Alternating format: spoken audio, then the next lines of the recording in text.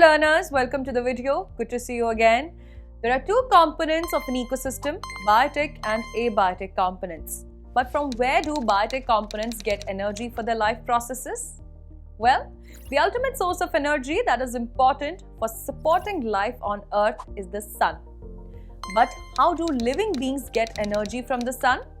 Well, a proper mechanism is followed by living organisms for obtaining energy for sustenance.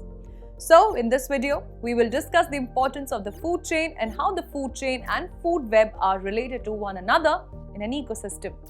Every living organism is part of the food chain, including us.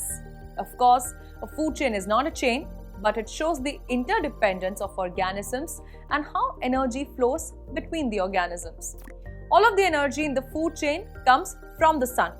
So we can say the sun is the ultimate source of energy on Earth. Plants utilized this sunlight in their food making process, photosynthesis.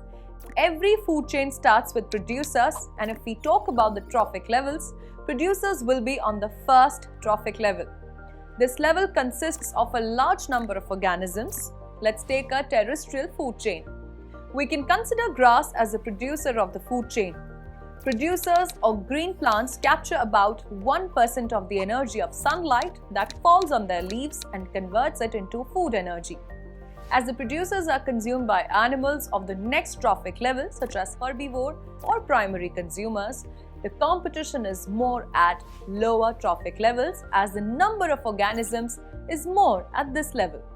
Most of the energy gets wasted as heat in the environment. Some of the energy is utilized by the organism in its growth, reproduction and digestion. And on an average, only 10% of energy is passed on to the next level. So, in our food chain, we can place rabbit as a primary consumer. Small carnivorous and secondary consumers are on the third trophic level. Here, we can consider snakes in our third trophic level that will eat rabbits. Our next trophic level is the fourth level that includes large carnivorous or tertiary consumers. A very small amount of energy flows at each trophic level.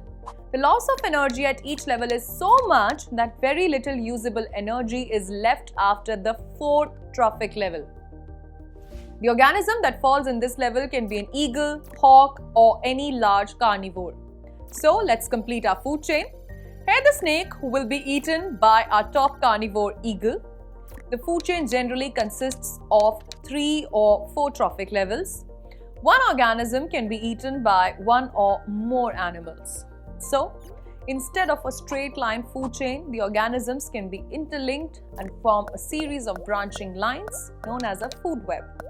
The food web consists of many linked food chains. The flow of energy in food chains is always unidirectional.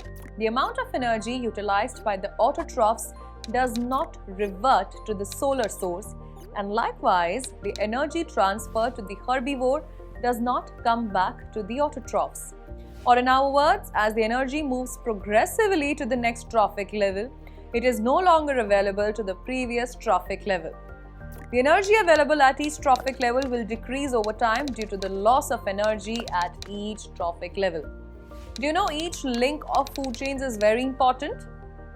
Because if we lose only one link, it will make the species extinct. In the next video, we will learn about the process of decomposition in an ecosystem. I will take your leave. Till then, bye-bye and stay happy.